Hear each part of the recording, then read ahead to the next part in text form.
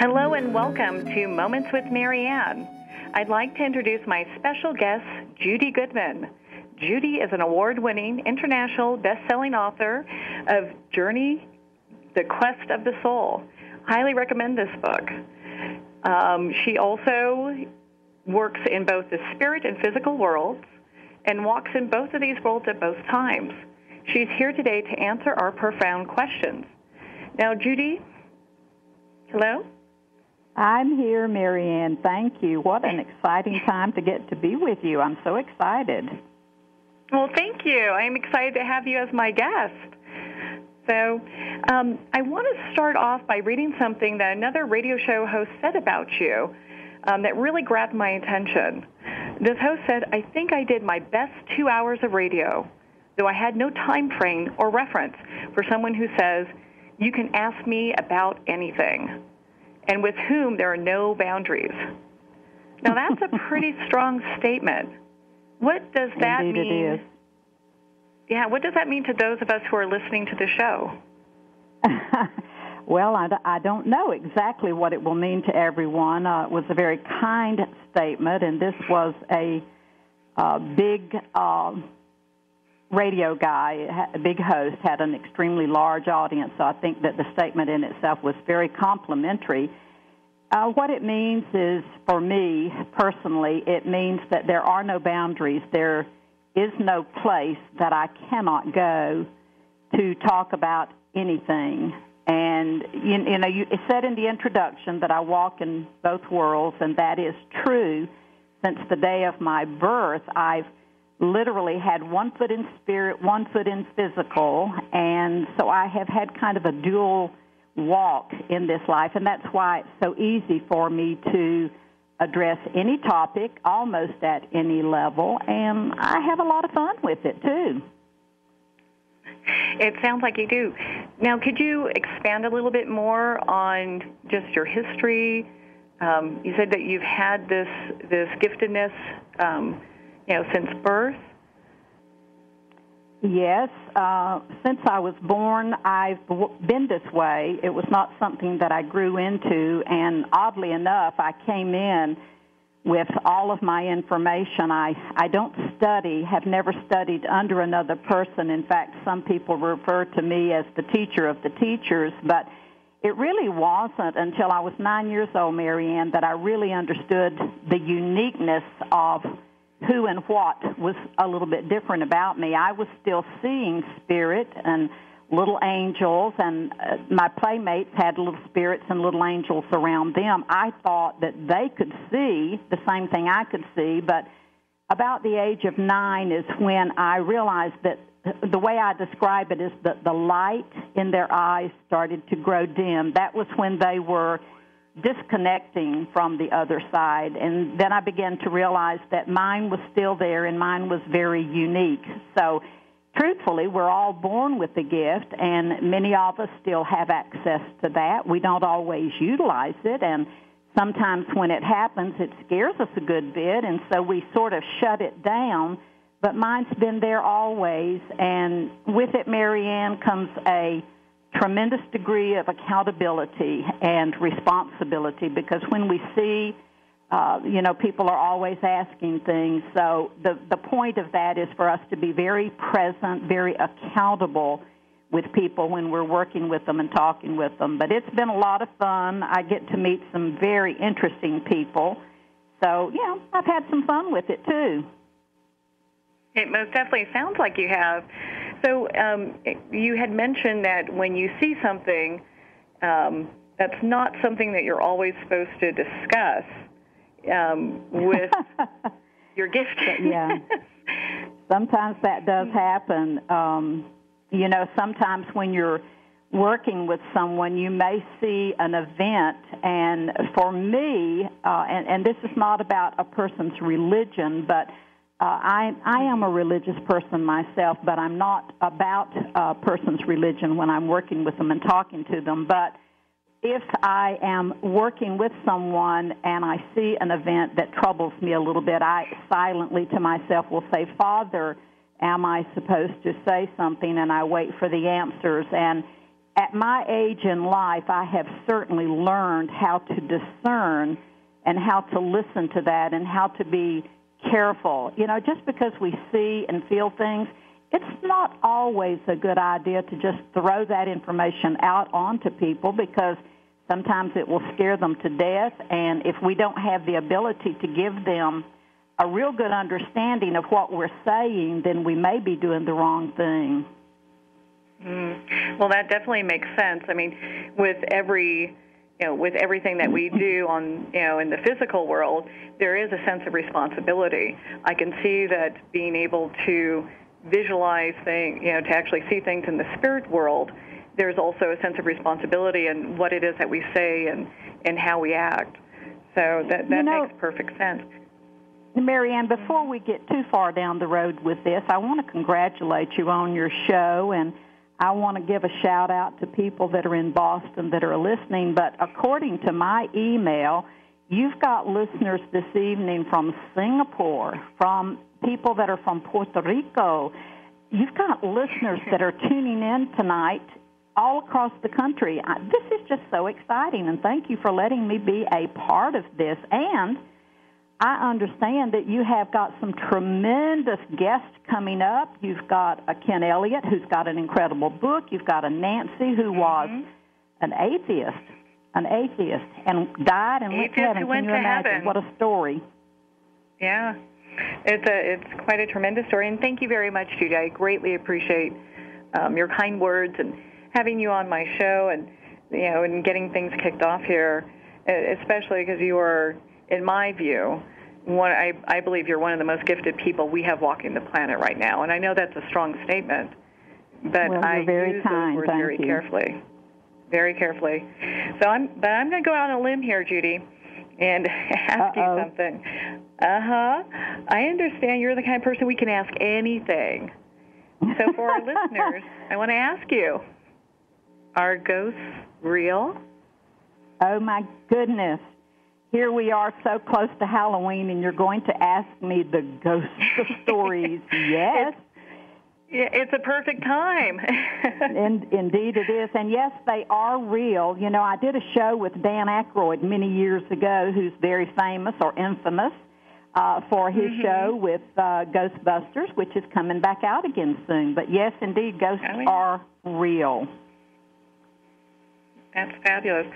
Now, and you see them all the time. Well, I do see them. I've learned how to filter out a lot of activity. The fact that I can see things all the time, that could be very distracting. It could be unnerving, if you will. But I've created this filtering system that, kind of protects me. Well, just imagine, Marianne, if I was there in Colorado where you are, we went to one of the great malls that you guys have got out there and went in, I would have things coming at me with such an intensity and in such a volume that it could be crippling. And there are people that I know that don't understand the process of energy, how to protect yourself, how to move it around one thing or another, and they have difficulty with that. So, energy it's a big thing that's out there, and a ghost is, in fact, energy that will have somewhat of a form,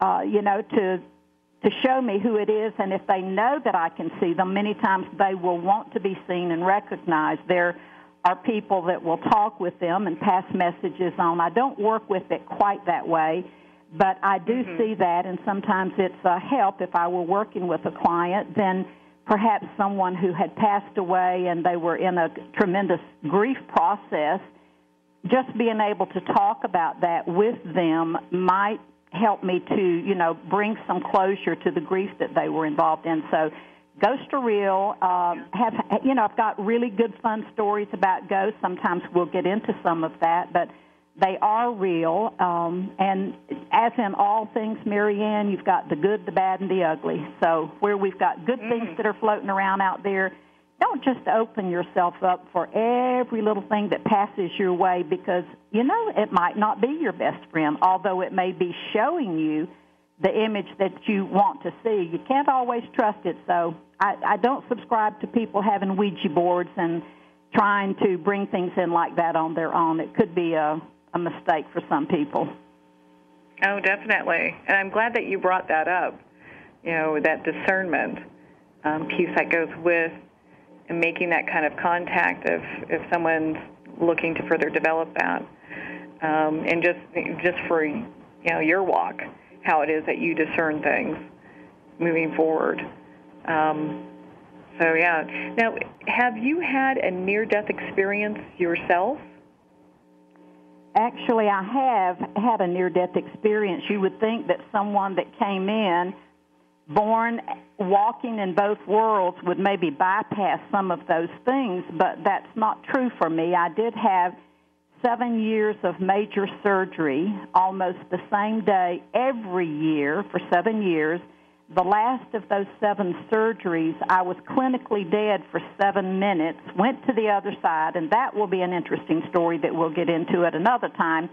Remember everything that I saw, had conversations, and, time does not exist on that side, and 7 minutes here equaled 6, 8, 9 months on the other side, and incredible things. And I thought about it later, and I wondered why that had happened. I was given some specific reasons as to why it had happened, but mostly it was to reiterate to me that this is where I'm supposed to be, this is what I'm supposed to be doing, and if you will, it might have been a crash course to reconnect more fully and say, okay, you can't give up, you're going back, you've still got a lot of things to do. So, yeah, I did have an NDE, as we call it, or a near-death experience.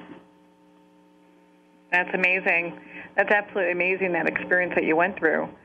And there's part of that I've just made a note about, and I'll have to wrap around back to that later. It's just, your answer is very interesting, and we're definitely going to talk about that a little bit more later. Well, Marianne, it also reminds me of a guest you've got coming up, Nancy, who was an atheist by her own profession, by her own statement, who had a near-death experience.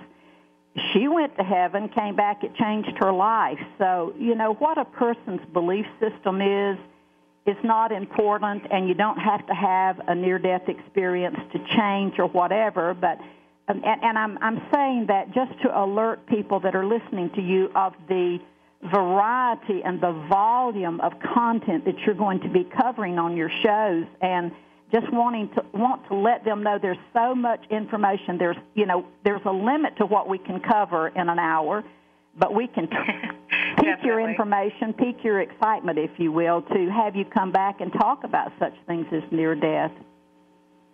Definitely. Well, and you're right, especially with having you as a guest. I mean, there isn't a topic that's off limits. And I've been getting emails coming in asking some questions here. So, and we'll get to that after we go through our break here. But one of the things, and I hear you talk a lot about, you're talking about a lot of things here, Judy, and you mentioned this once before, but I just want to kind of pin this on the wall. This is not about religion. Is that correct? That is absolutely, positively correct. Thank you for reiterating that point. It is not about religion. In fact, I love religions. I find an element of truth that weaves through almost everything that we believe, and I don't question what a person believes. I like to know what they believe. If they're a client and I'm working with them, sometimes knowing what their religious preference is, it may give us a little bit more to work with, but the things that I see, the things that I know, the things that I lecture about, the things that I teach, it's not about religion. I'm not trying to create a following. In fact, the bottom line to me is empowerment to people. It's to allow people to be the best they can be, to find what their own true path is, and have your own belief system. Whatever it is, that's what you should work with. Definitely, most definitely. Okay, well, I just wanted to cover that because I know sometimes people might get a little hung up on one thing or another, and I did hear you say that this wasn't about religion. I just wanted to make sure that was loud and clear. One of the other things that keeps coming up that I see quite often, people are talking about vibrational shift, and we're in a vibrational shift, and it's happening right now. What does that mean for us? Well, it doesn't necessarily mean a good old-fashioned California earthquake, although I guess some of us might feel it that way. But really, the first major shift that I was aware of was about 4 years ago. There was a real shift where there was a different look to the skies. The feeling of energy that was around us was different. It seemed that more people were trying to find what their path is. They want to know, am I on my path? Am I doing what I need to do? You know, the earth is a living entity, and we sort of owe it a lot more respect than we give it at times, but it is a living entity that has its own lifetime, its own shift, its own vibration, and it is making slight corrections itself as we as human beings are shifting, where we are a bit more open to some of the information that's out there that will help us be better in our family, better in our work, better as an individual, better as a human being. So there is a higher consciousness that is opening up, and it's not something that's designed to control. It's a higher consciousness that when we move into that, we will actually be better people, better able to do better things for ourselves, for the planet, for each other. So it's a good thing that's happening, and we are shifting more. It means that the energy around us is different. The energy of the earth is different. You know, we have, and talking about earthquakes, we've had fires out of control, floods. South Carolina has just gone through this massive flooding that has never even happened there. And we're hearing so many reports of things that are happening all over the world where there is a shift of vibration. We are pushing against things that are hurtful, harmful, and oppressive. So we are part of that movement, and the earth itself is part of that movement. Yeah, I would agree with you 100% on that. You can see the shifts and the changes that are happening and taking place. And I'm sure you've seen this as well in just the general consciousness, and aside from the planet itself, the general consciousness of people who are, as you say, trying to be kinder to one another, things that are little, we have repeats of things that are coming up, that's something that as a society that we need to address, one being gun control or some kind of limits with guns. So we've got all these things coming up, but at the same time, I recently ran into two different individuals who are going through med school, and they are looking to combine both the medical field, traditional medical field, with more of a spiritual approach to it, with it, either if it's laying hands on people, doing some kind of, Reiki or something along that lines in combination with general medicine. And I just find it's a really great time that we're living in.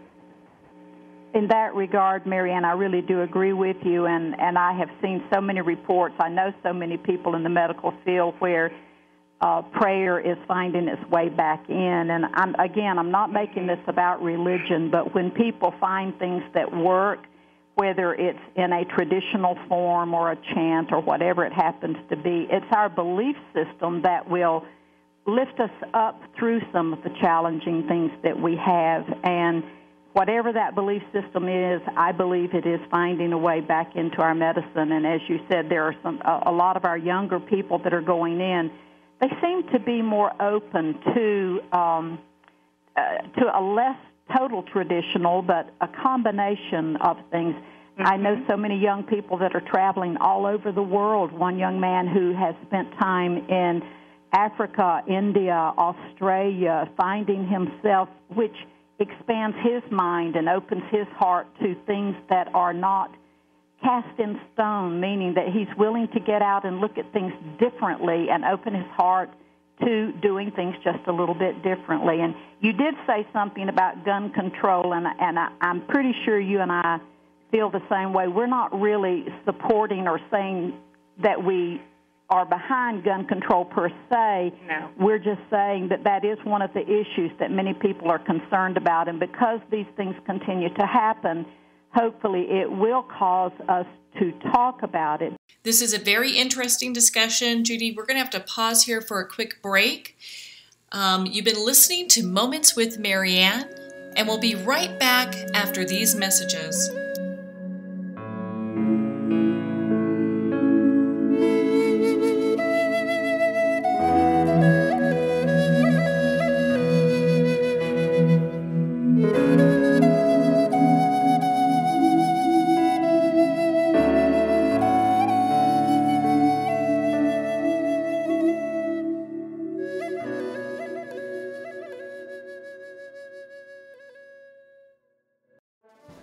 Internationally recognized and award-winning author Judy Goodman works and teaches outside the box of limited thinking. Working with people from every walk of life, her goal is to empower you to be the best you can be, no matter what the challenge is. Born with the gift of seeing beyond our normal vision, she has an extraordinary gift of working with every challenge. Teaching beyond conventional wisdom, her work is described as life-changing. Visit JudyGoodman.com. That's JudyGoodman.com.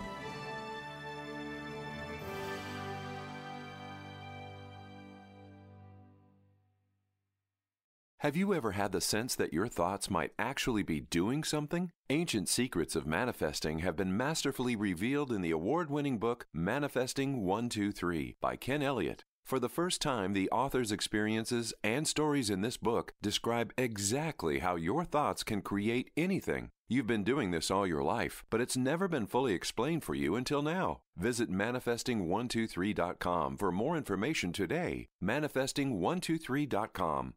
Ben Wexler is a gifted leadership development and strategy consultant for professionals who want to transform their organizations and careers. Through a uniquely personalized set of processes, participants discover their unique knowledge, how to leverage that knowledge and experience, and then put it all together with a global strategy. You're more valuable, your organization is more valuable, and the change is viral. Contact Ben at 630-881-1074, 630-881-1074.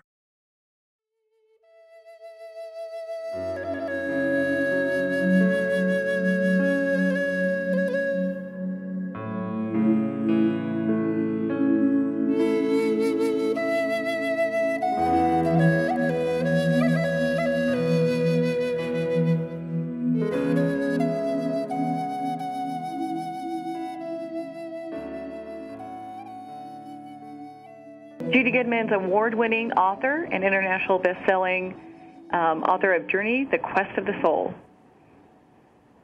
So, Judy,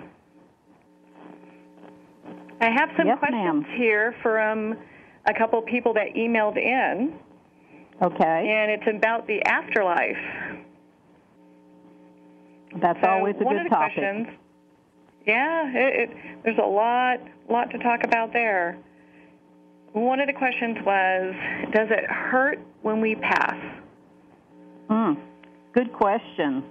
Good question. Does it hurt to die? Well, Marianne, the actual act of dying does not hurt. But now, hold on before you jump to conclusions. There is pain that will affect the body depending on what the cause of death is. There will be pain that the body will go through up to that moment when you are finally separating from the physical body. But the actual act of dying is completely painless. And a person that has been in that death process for a good while, perhaps they are in a coma, comatose, or, they've had some lingering illness, they start separating. The soul will start separating from the body, and it will come and go, but it's still attached until that last breath. But even when they are separating, the body is going to be breaking down. Those of us that are around comforting and being there with them, we will see the body hurting or moving around or thrashing around. The good news is that the soul has started separating and is not aware of what is happening, what is going on. So while there can be pain in the body, depending on the illness that you're dealing with, that goes up to a point when it finally comes time, it's a complete surrender. It's motionless, weightless. You just simply drift and go, and is an astoundingly beautiful experience, no matter what your religious preference is. But even having said that, if you have a strong religious preference, you will be embraced with that when you cross over. So you're not going to lose anything. We don't fall off into an abyss or just wind up saying, geez, I wonder where everybody went. There will always be someone to greet you. No one ever dies alone, no matter what the circumstances are. Well, that's good to know. So if my belief system is that Jesus or Buddha or Mother Mary or my angels are going to be there when I pass, or a specific family member, they will show up? Mm-hmm. And that's exactly what will happen. You will be embraced with whatever your belief system is. That's amazing. That's absolutely good question. Amazing. Well, thank you. Thank you. And the next question we have here, do we reincarnate? The proverbial reincarnation question. Well, I certainly do believe in it because I've been there and I have done that more than a few times, and I have memory. I'm a thoroughly trained hypnotherapist that have worked with some people that have taken them back in time a little bit to help them resolve what I call past life carryover into this life, meaning that if they didn't finish something up the way they wanted to in another lifetime, they have that opportunity to come back and address it again in another way. But, yeah, reincarnation is very real. For those of us that don't believe in it, it's no big deal and nothing's going to change, doesn't matter. But I have had extremely professional people come to me with peculiar things happening in their life that they have no way to address, and let's say that they would not have believed in past life carryover, reincarnation, or anything, and yet that particular tool was utilized to help them save their life because of issues that they were having. So not believing in it is not the end of the world, but sometimes opening your mind up to that possibility could change the world that you live in. So very good question. You've got a good audience there coming in with some really good questions. Well, and I just want to make sure I'm hearing you correctly, because I just need a moment to think about what you're saying in regards to past life carryover. So if we've done something in another lifetime, that then can show up in our the present lifetime that we're having and kind of color it.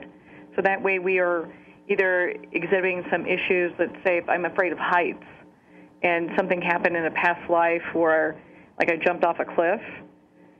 Is that something that can be addressed in this lifetime and dealt with? Well, yes, certainly it can be addressed. And, Marianne, there are many documented cases now about children that are speaking languages that they do not understand, or fears and tormenting terrors that can be addressed by getting to the bottom of that. But, reincarnation, past life carryover can show up in a number of ways. Nowadays, we can watch something like The Voice on TV, and we can hear these incredible voices, or we see a 6-year-old sit down, a real prodigy, playing the piano. So where does that come from? It begs us to think, wow, who was that child before?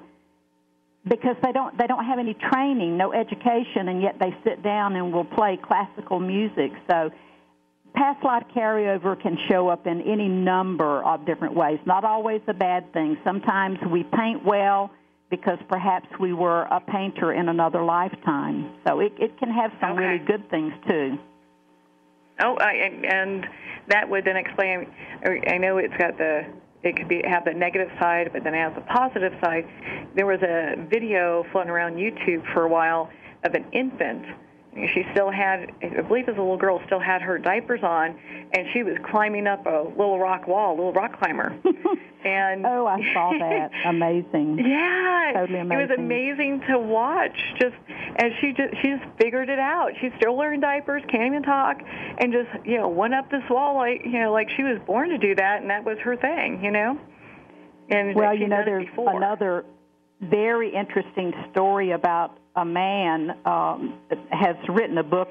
It's called Someone Else's Yesterday, that was a firefighter in this life, and he has a certain facial feature, beards. He's got scars on his body that he can't explain, and he was having trouble, and he went for hypnotherapy and found out that he was one of the generals that was in Atlanta, Georgia, and there's even a statue of him, and it's just pretty incredible at some of the things that will come out of. And this man is as reputable as anyone could possibly be, had nothing to gain by going through this, and perhaps even had a lot to lose by going through it, but it helped him to begin to understand what was going on in his own life. So it's a pretty amazing thing.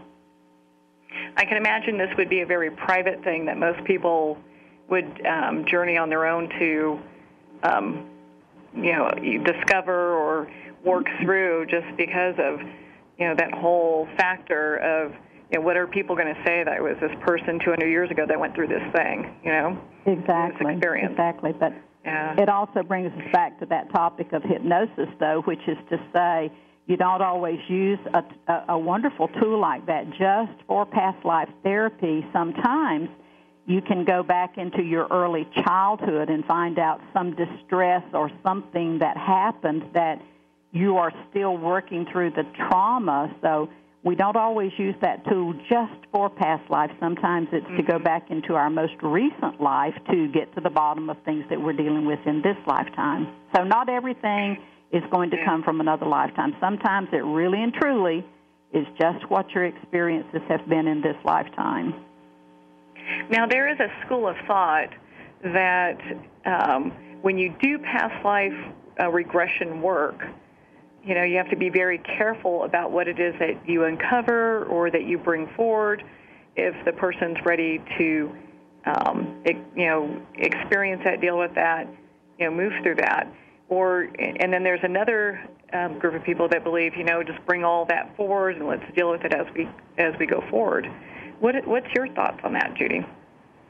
Well, that's an interesting question. I'm glad that you raised that point, because if you're going to use regression therapy, or whether it's this life or a past life, whatever might show up, be with someone that's reputable and that knows what they're doing, where they're going, someone who is accountable and responsible, that knows how far back it is safe to take you and what you want to bring forward. Just work with really good, really reputable people that will, be there and have your best interest at heart at all times.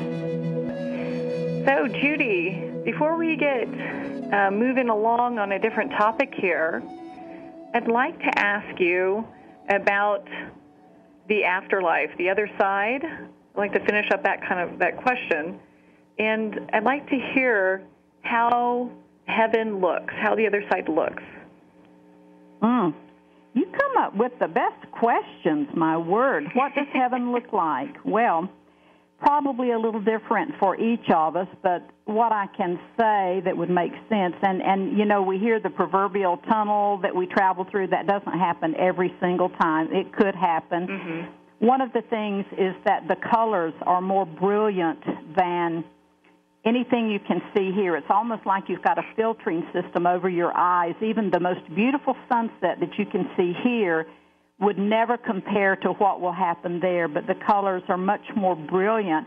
And while we don't have air to breathe per se, because we don't have our physical bodies and we don't require that, it's like a sweetness that you're aware of. There's a purity, there's a love, and you see people that are there. When I had my experience, it was the most beautiful grass I had ever seen, because I was outdoors a lot, and the sounds of birds singing songs in ways that I did not know birds can do, and I could hear children laughing and playing, and there are many, many beautiful buildings. There were many groups of people. There were large facades that could be called a church, and, people would go to those and sit and talk, but it's not church in the same way that we understand it here, but whatever it is that we see is more brilliant, more clear, more beautiful, more complete with love than anything that we know and understand here. So no matter what a person might be dealing with or going through here, I can say that we're not just going to fall off an abyss. There's not just a dark end. There is something waiting for each of us. Circumstances might be a little different depending on how we're crossing. There's so many things that we're going to get into in other shows, but we'll talk about suicides and a lot of other kinds of things. But it's the most beautiful thing, filled with the most profound love that you can possibly imagine. There's no love here. And we as parents, we have our children, we love them, or we love our animals, or we love our partners, or whomever, but it's nothing. It's very pale in comparison to what that real experience will be like. And we'll come back to that another time, because that's a good question. Like I said, whoever's sending you these emails, boy, they are right on target with good questions.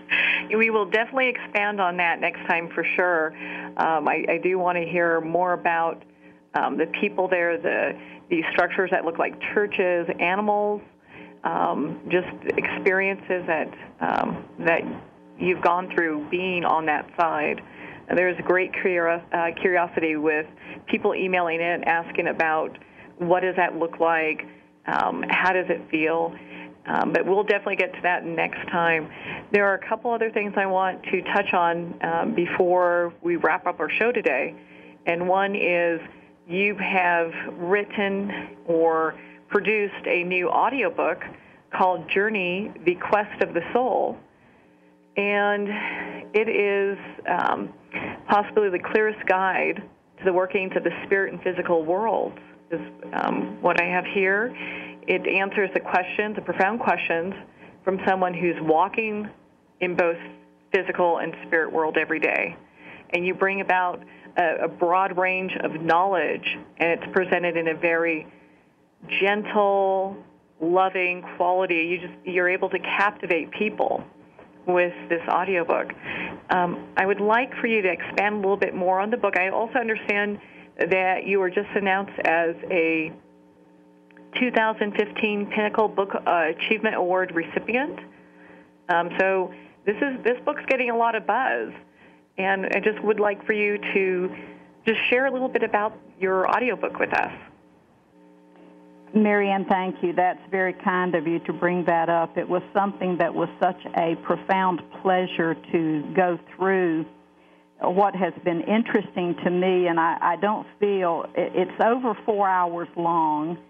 It's an audiobook. It's something you can hear and resonate with, but since it was officially released June the 30th, it has been picked up in 8 different countries. And it's not about me. I'm part of it, but it's about knowledge that people can learn and grow from and incorporate into their own lives or into their own belief systems or whatever. Again, it's not about a religion. It's not trying to create a belief system for anyone, but it is a very good go-to place to hear a lot of answers to questions you wouldn't even think about answering. And I had such fun doing this, and our good friend Ken Elliott, he's going to be one of your guests also, who has released a great book, Manifesting 1, 2, 3. You don't need 3. It's so profound, I can't even begin to tell you what a great piece of material it is.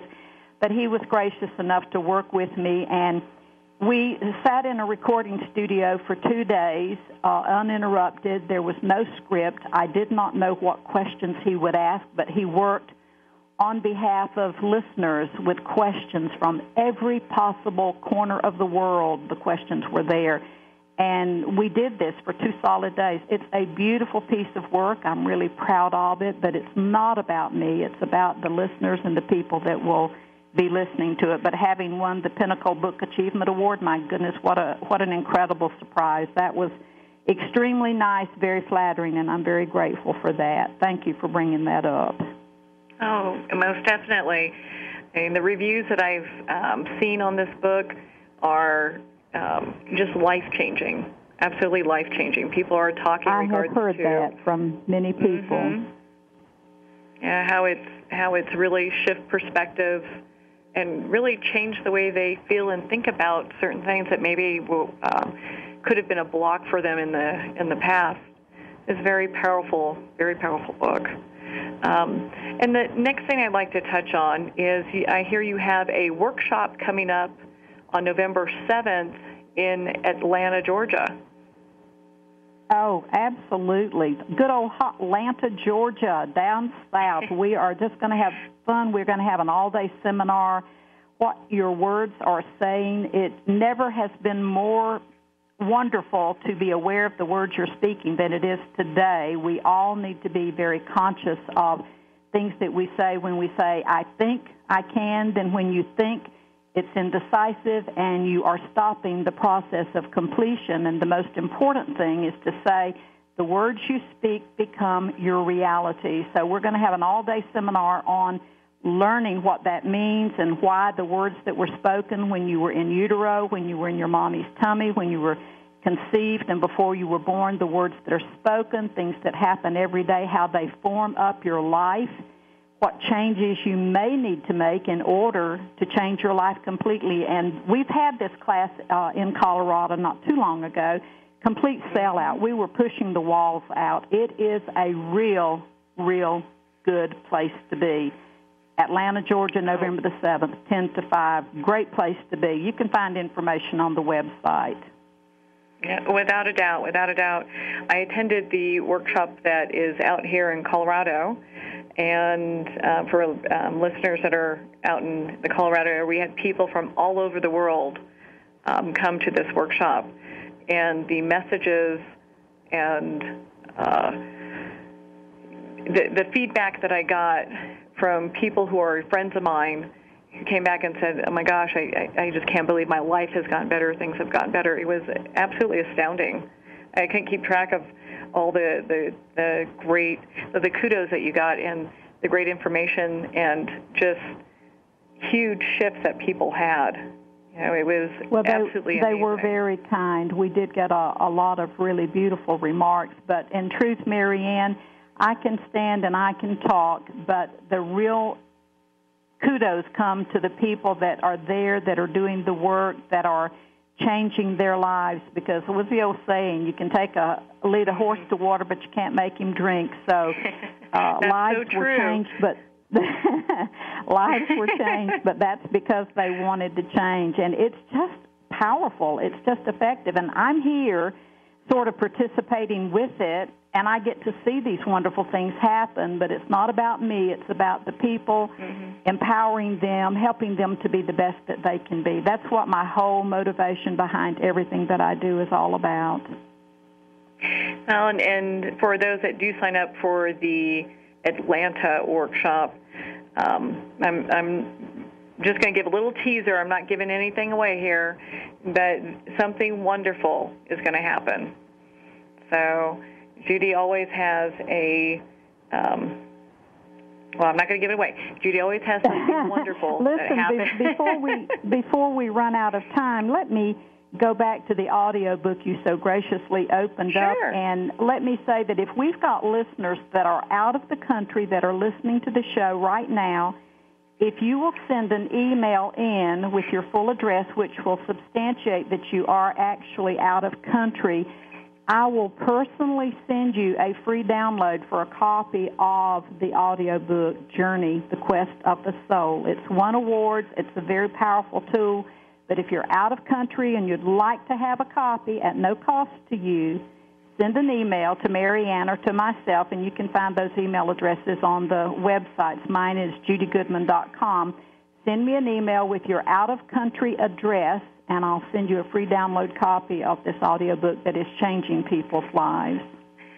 Okay. Well, do you know, I've already gotten 2 emails. My word. One is from Ireland, and the other one is from Australia. Oh, my word. Yeah, well, for anyone else that would like to email us requesting a copy of Judy's audiobook, which is a very generous gift, that's judygoodman.com.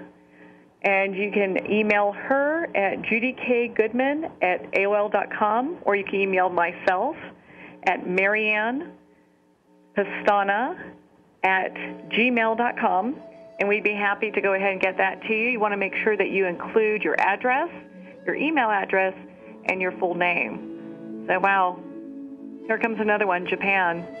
So, okay. Oh, my word. Marianne, thank you for allowing me to be with you tonight, and thanks to all of the listeners. I've loved it. I've just had a lot of fun, and guess what? I want to come back again, okay? I would love to have you back. Thank you so much. You've been listening to Moments with Marianne. I'd like to thank everyone for taking the time to tune in today. If you'd like to learn more about Judy, you can reach her at her website at judygoodman.com. So thank you for tuning in, and remember, make every moment count. In a single moment, your life can change. Moments with Marianne is a transformative hour that covers an endless array of topics with the best of the best. Her guests are leaders in their fields, ranging from inspirational authors, top industry leaders, and business and spiritual entrepreneurs. Each guest is gifted and a true visionary, a recognized leader in her own work, and while teaching others to develop, refocus, and grow, Marianne will bring the best guest and sometimes a special surprise. Don't miss this. You never know just which moment will change your life forever. Moments with Marianne airs every Thursday, Friday, and Sunday at 8 p.m. Eastern, 6 p.m. Mountain Time. Make sure to tune in and visit momentswithmarianne.com for more information.